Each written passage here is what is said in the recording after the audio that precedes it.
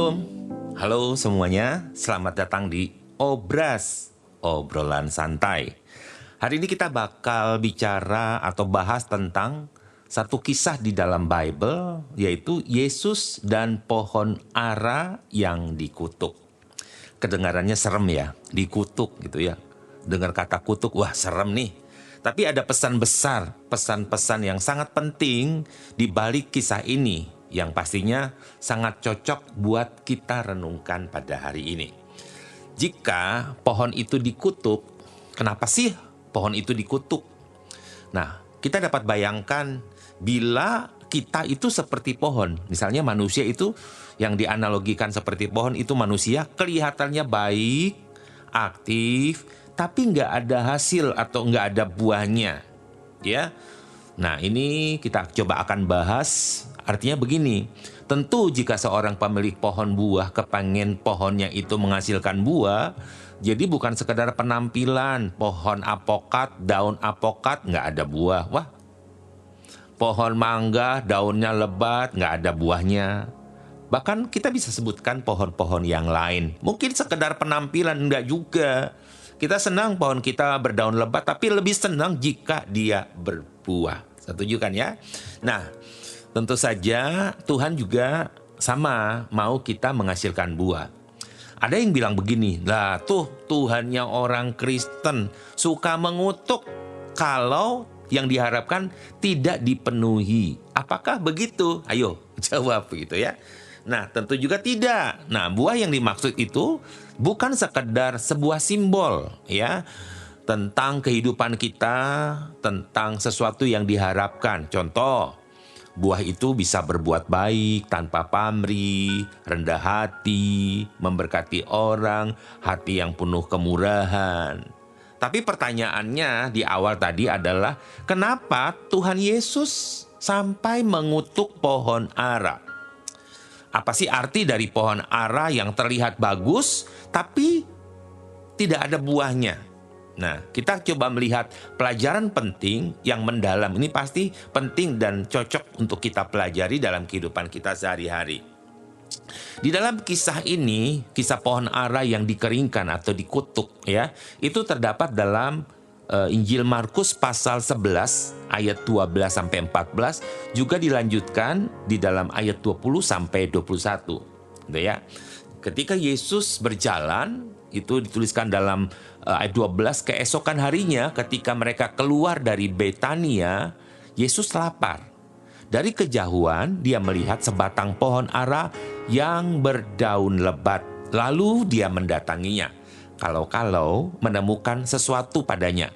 Setelah sampai, dia tidak menemukan apapun selain daun-daun, karena saat itu bukan musim buah ara. Lalu Yesus berkata kepada pohon ara itu, "Tidak seorang pun akan makan buahmu lagi untuk selamanya." Dan para muridnya juga mendengar perkataan itu. Kita lanjut di ayat 20. Pada pagi hari ketika mereka lewat, mereka melihat pohon ara itu telah kering sampai akarnya. Petrus teringat dan berkata, "Rabi, lihatlah, pohon ara yang telah engkau kutuk itu telah menjadi kering."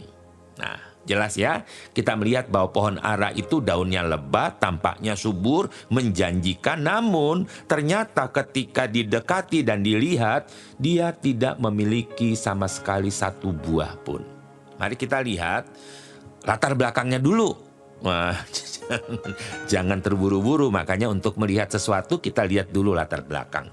Dalam konteks budaya, khususnya agrikultur untuk Israel, sebab mereka di sana banyak sekali tertanam pohon ara. Ini memang sangat menarik pohon ara ini, karena ketika pohon ara ini sudah penuh daun, ini biasanya yang penuh daun itu menandakan bahwa pohon tersebut juga memiliki buah. Sekalipun belum musim, yang penting kalau daunnya lebat pasti ada buah gitu ya. Nah, biasanya berbuah itu bersama daun-daunnya, atau segera setelah tumbuh daun lebat, kemudian dia berbuah. Ketika Yesus melihat pohon ara yang lebat daunnya, ini memberi kesan bahwa pohon tersebut seharusnya memiliki buah. Meskipun bukan musim ya, tadi saya katakan. Walaupun bukan musim buah khususnya pohon ara. Mari kita coba melihat lebih dalam lagi. Sebenarnya ada beberapa arti dari kisah ini. Yang pertama adalah bicara soal simbol kemunafikan atau penampilan luar tanpa isi. Gitu ya. Kita lihat dulu tentang aplikasi hidup, kita juga dapat bicara soal ini tentang nubuatan tentang Israel. Pohon ara yang penuh daun tetapi tidak berbuah bisa dianggap ya sebagai lambang kemunafikan. Kok bisa? Iya, begini maksudnya. Penampilan luar yang terlihat menjanjikan tapi tanpa hasil yang sesungguhnya. Ini bisa mewakili orang-orang atau kelompok yang terlihat aktif dan rohani tetapi sebenarnya tidak menghasilkan buah yang diinginkan Tuhan Yesus.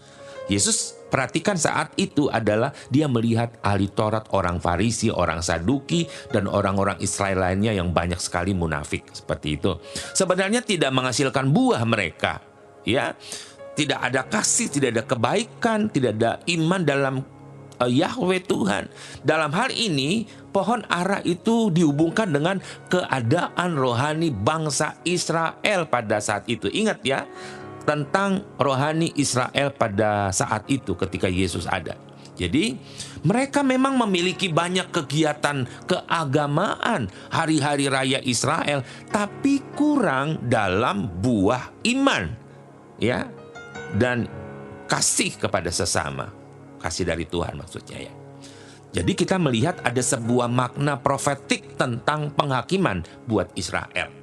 Jadi kutukan ara oleh Yesus ini menyampaikan sebuah pesan profetik tentang penghakiman bangsa Israel. Karena mereka menolak untuk menghasilkan buah. Mereka menolak Mesias meskipun kelihatannya Israel pada saat itu tampaknya rohani, ya, namun tidak ada buah sejati yang dihasilkan. Ya, jadi ini bicara soal Israel dengan Tuhan.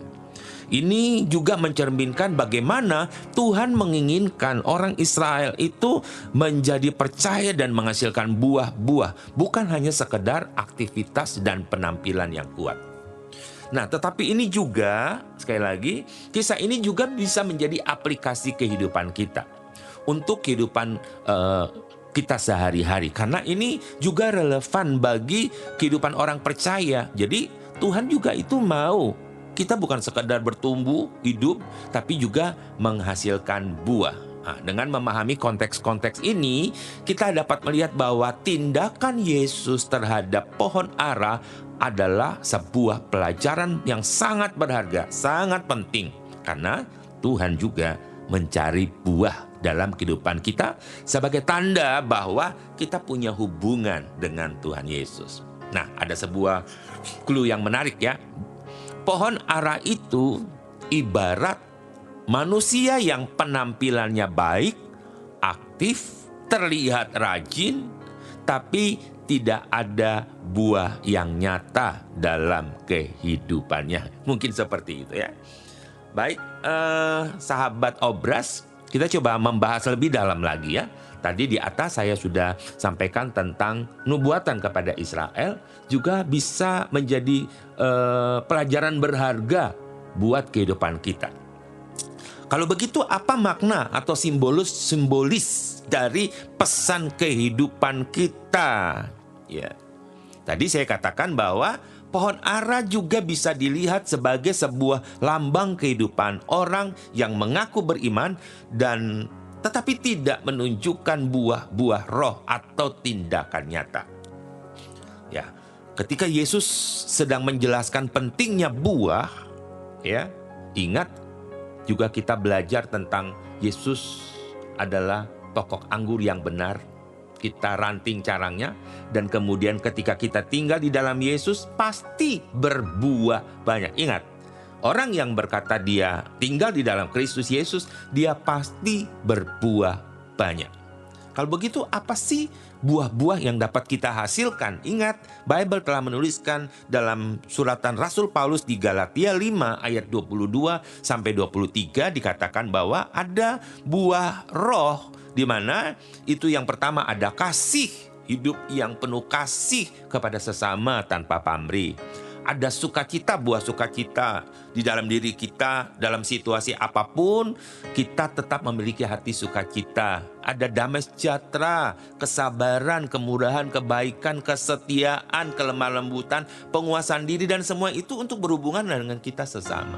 Jika kita bilang kita itu tertanam, ya, kita melekat pada Kristus, di dalam Kristus, tentu kita pasti menghasilkan buah. Nah, di mata Tuhan, perhatikan ini. Di mata Tuhan, iman tanpa perbuatan itu adalah mati sia-sia. Ya, seperti pohon yang rimbun tapi tidak berbuah, kelihatannya dia hidup tetapi tidak berdampak.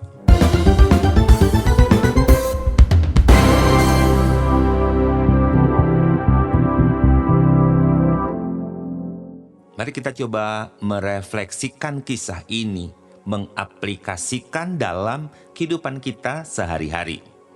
Saya ingin agar kita bisa melihat bahwa pentingnya berbuah dalam kehidupan sehari-hari. Ada beberapa contoh praktis ya, yang berbuat baik tanpa pamrih, membantu tanpa berharap imbalan, bagaimana kita berbagi dengan orang lain yang membutuhkan. Ya, ini adalah bentuk-bentuk berbuah yang dapat kita lakukan setiap hari dan pasti menyenangkan akan hati Tuhan. Dia melihat bahwa hidup kita adalah hidup dengan berbuah.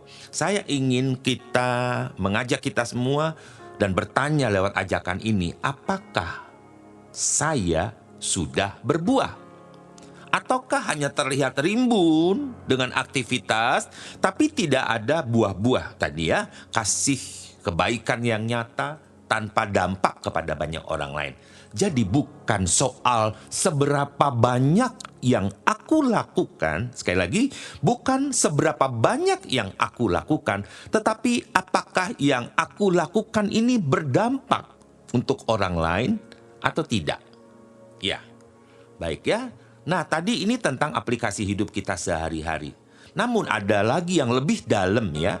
Tentu pohon ara ini punya kisah makna simbolis yang terkait dengan Israel. Dan saya ingin ini menjadi sebuah pemahaman baru kepada banyak orang Kristen. Ketika kita melihat tindakan Yesus sebagai sebuah nubuatan tentang kondisi orang Israel pada masa itu dan untuk masa depan. Nah, ada beberapa penjelasan mengenai kisah pohon ara yang tidak berbuah dalam konteks nubuatan Israel. Yang pertama, itu bicara soal Israel itu sudah dikasih kesempatan. Ya, bahkan kita pernah baca ada sebuah kisah bagaimana seorang pemilik pohon, dia menantikan buah tetapi tidak berbuah, kemudian disuruh tebang. Tapi ada seorang penjaga yang berkata, berikan waktu 3 tahun lagi agar bisa berbuah. Jika 3 tahun tidak berbuah, maka tebanglah pohon itu. Jadi pertama kita tahu bahwa Israel itu dan nenek moyang mereka Israel itu seperti buah ara yang pertama dan segar, yang menggambarkan bagaimana Tuhan mengasihi bangsa ini dimulai dari sejarah bangsa Israel. Kita dapat membacanya di Hosea pasal 9 ayat 10. Jadi pertama, Israel itu digambarkan sebagai pohon ara, buah ara. Namun, seiring waktu, Israel itu mulai menyimpang, itu ya, berbalik dari Tuhan. Pohon ara itu akhirnya tidak menghasilkan buah. Nah, ketika Yesus mengutuk pohon ara yang melambangkan Israel, secara rohani mereka terlihat hidup melalui tradisi, ritual, sesungguhnya justru tidak berbuah. Ya, tidak berbuah. Itu yang pertama, tentang Israel yang awalnya dipilih Tuhan dan berbuah. Mari kita melihat kekeringan pohon ara dalam nubuatan ini. Ketika Yesus mengutuk pohon ara, banyak teolog melihat bahwa ini sebagai sebuah gambaran penghakiman atas Israel setelah mereka menolak Yesus sebagai Mesias Israel. Israel diberi kesempatan untuk berbuah, tapi mereka tidak berpegang kepada apa yang disebutkan dalam Taurat, nubuatan para nabi. Tetapi mereka lebih memilih untuk menolak Yesus dan berpegang hanya pada tradisi saja. Peristiwa ini dapat dilihat sebagai sebuah nubuatan Israel bahwa Israel akan mengalami penghakiman karena ketidakpercayaan. Artinya memang benar ya, Yerusalem itu dihancurkan, bait suci dihancurkan tahun 70 Masehi oleh bangsa Romawi. Dan ini menjadi sebuah tanda bahwa Israel sebagai bangsa gagal untuk mengenal juru selamat atau Mesias mereka. Tetapi jangan berhenti di situ saja, karena selalu ada kesempatan kedua bagi Israel. Meskipun Yesus mengutuk pohon ara, Bible menunjukkan bahwa Israel akan memiliki kesempatan untuk dipulihkan. Itu dituliskan dalam Roma pasal 11. Paulus menuliskan bahwa Israel akan mengalami pengerasan hati, pengerasan rohani sementara waktu saja. Namun setelah jumlah bangsa-bangsa lain percaya penuh dalam Roma 11 ayat 25, kemudian dalam ayat 26 Paulus menuliskan bahwa seluruh Israel akan diselamatkan. Ingat ya, akan ada kesempatan untuk Israel. Ini adalah sebuah nubuatan bahwa suatu hari nanti Israel akan percaya bahwa Yesus adalah Mesias yang mereka tunggu dan mengalami kebangunan rohani. Ya. Jadi masa pemulihan pasti ada dan dijelaskan dalam Bible kita. Jadi berhubungan apa yang Yesus katakan pada saat itu juga tentang Israel untuk masa depan mereka. Jadi akan ada pemulihan penuh, Tuhan akan memulihkan bangsa Israel. Jadi akan ada masa kesusahan besar, kita kenal dengan tribulation atau masa 3,5 tahun Antikris. Ini menggambarkan bahwa suatu saat Yesus kembali akan memulihkan bangsa Israel. Ya, ini penting sekali. Jadi kalau saya menyimpulkan tentang nubuatan, maka kisah pohon ara yang tidak berbuah ini menggambarkan kondisi bangsa Israel yang penuh ritual tetapi tanpa iman ketika mereka hidup pada zaman Yesus. Kutukan pohon ara ini menjadi nubuatan bahwa Israel akan mengalami penghukuman, tapi bukan akhir dari rencana Tuhan, karena Israel tidak akan berhenti di situ, tetapi hanya sementara. Tuhan mempersiapkan lagi bangsa Israel ini dalam pemulihan besar. Pada saat yang ditetapkan, banyak orang Israel akan kembali dan percaya kepada Yesus sebagai Tuhan dan Juru Selamat. Jadi ini berita yang bukan menakutkan atau menyeramkan, tapi berita di mana ini tentang Israel. Tapi kita dapat melihat ini sebagai sebuah simbolik yang dapat kita pelajari. Nah, jadi Tuhan itu menginginkan kita juga sama seperti itu ya. Walaupun kita bukan orang Israel dalam nubuatan ini, tetapi sebenarnya ini juga mengingatkan kepada kita menjadi sebuah pelajaran penting bahwa hidup kita bukan hanya penampilan baik. Penampilan baik penting, bagus, oke, ya menyenangkan. Tetapi jika itu hanya aktivitas luar, tanpa buah-buah roh yang nyata, itu tidak berguna. Ingat, iman tanpa perbuatan itu mati. Jadi ada sebuah inspirasi dalam kita tentang hal-hal ini. Mari jadikanlah hidup kita seperti pohon yang berbuah banyak, yang bisa memberkati banyak orang. Saya ingin mengajak kita semua, para pendengar setia, untuk tetap berbuat baik, giat dalam perbuatan baik, karena jerih lelahmu di dalam Tuhan tidak sia-sia, karena ini adalah wujud iman Anda. Ya, dan saya ingin mengakhiri dengan ucapan terima kasih dan mengundang kita semua untuk tetap mengikuti program Obras, obrolan santai di Suara Sangkakala. Jadi, mulai sekarang jangan cuma jadi pohon yang rimbun, ya. Jadilah pohon yang berbuah dan jadi berkat buat orang lain. Ya, lihat Nanti di bulan depan kita akan merayakan Natal, akan ada pohon-pohon Natal yang dihias. Bukan cuma pohon berdaun hijau saja, tetapi dihias dengan berbagai pernak-pernik. Jadi indah, bukan? Jadi, hari ini dan selanjutnya, jadilah berkat bagi sesamamu. Terima kasih sudah mendengar obrolan santai hari ini. Tuhan Yesus memberkati. Amin.